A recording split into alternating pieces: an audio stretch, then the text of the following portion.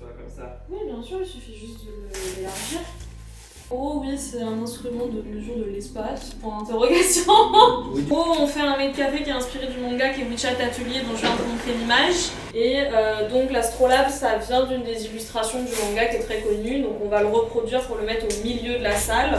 Comme ça, on a des petites références précises à l'univers du manga, pas seulement les personnages, quoi. C'est au milieu du made café, tu vas avoir toutes les tables autour, c'est-à-dire qu'en gros, les gens vont tourner autour de l'Astrolabe quand ils vont aller à leur table. Alors là, on travaille sur le made café, sur le lab, c'est toute la structure, etc., la peinture, les petites étoiles. Je bosse aussi sur les petits, c'est vraiment des petits détails de décor. Je ne sais même pas où ça va aller. On m'a juste dit, on a besoin de ça. Du coup, je dis, ok, on peut faire ça, ça, comme ça. Alors en gros, à la base, c'est dans la convention avoir un espace un petit peu de restauration. Et on s'était dit qu'on avait envie un peu de le faire style concept mais café un peu à la japonaise, c'est-à-dire d'avoir cet espace un peu salon de thé qui est animé par des petites serveuses en costume et avoir un truc à thème. C'est-à-dire qu'on aimait bien mélanger le truc café à thème et cette idée d'avoir un made café très animé style, on va dire. On s'était dit que ce serait marrant d'avoir une partie de notre espace restauration qui serait du coup cette espèce de petit café à thème avec des personnes en cosplay qui vont faire le service. Et on a poussé le concept à faire des activités en fait tout autour du service. C'est-à-dire que quand t'es client, tu te contentes pas. Tu sais que tu vas pas seulement avoir un café en mode on a fait ton café Lavazza dans la tasse café Richard, tu vois. On essaye d'avoir le décor, la vaisselle qui est un peu dans l'ambiance, qui va créer un peu cet effet café à thème justement. Et que l'expérience soit un peu immersive, c'est-à-dire que ça va s'accorder au thème choisi. Quasiment tout est fait main, vraiment. Je pense 80% des décors ont été faits main. Le seul truc qui a été acheté, ça va être les meubles ou vraiment les petits objets qu'on peut trouver dans le quotidien. Sinon, la plupart des trucs, ils essaient de faire au maximum à la main pour que ce soit le plus ressemblant possible à l'univers qu'ils veulent. L'année dernière, on était parti sur Genshin Impact comme thème parce que c'était un jeu vidéo qui était assez trendy. Là, cette année, on part sur un thème qui est beaucoup moins trendy, mais on espère que ça va plaire autant. Parce qu'en fait, on organise aussi des activités à thème autour. Donc en gros, quand vous prenez votre thé, quand vous attendez que le thé arrive ou que le serveur arrive prendre votre commande, vous avez des petits jeux qui sont à disposition et qui sont tous autour du thème choisi pour cette année. Ça avait bien marché dans le sens où tout le monde sait ce que c'est qu'un made café.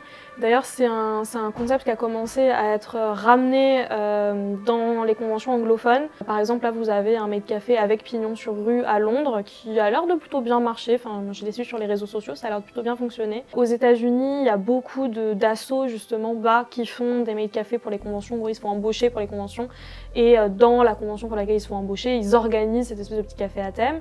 Donc c'était un concept qui avait déjà été récupéré par les anglophones, donc aux États-Unis et en Angleterre. Et pour le coup, en France, il y a des conventions plus à taille humaine où les équipes s'amusaient un petit peu avec l'espace restauration. Ah tiens, on va s'habiller en robe de maid, on va faire ça et on va faire ça. Mais c'est vrai que nous, comme on a la chance entre guillemets d'être cosplayer, donc d'avoir un set de skills qui est un peu différent, on s'est dit qu'on avait un petit peu envie de mêler notre passion pour le cosplay et ce concept qu'on voulait récupérer. L'année dernière, ça avait bien plu pour ces raisons-là. Parce que les gens avaient l'impression aussi d'être une espèce d'happening cosplay, on va dire, et aimaient bien le concept parce qu'on le pousse vraiment jusqu'au bout, là où dans les conventions françaises, ça n'avait pas trop été ramené ni poussé à cette envergure-là.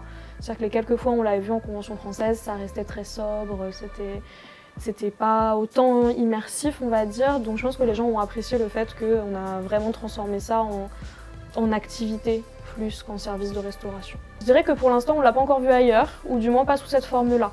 Généralement, le made café, quand on a vu dans les autres conventions, c'était un plus sur un service de restauration qui était déjà préexistant.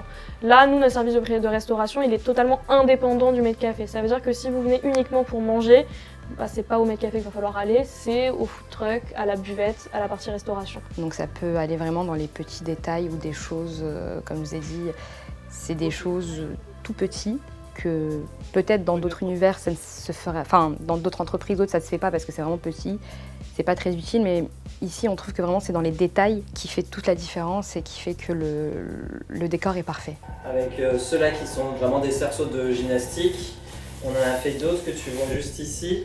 Il y en a un, ça ressemble un peu à ce truc autour des planètes, genre Saturne, etc. Et celui-là qui est un petit peu plus orné, un petit peu plus joli, qui viendra aussi en travers. Donc on a plusieurs techniques, ça c'est de la mousse à haute densité.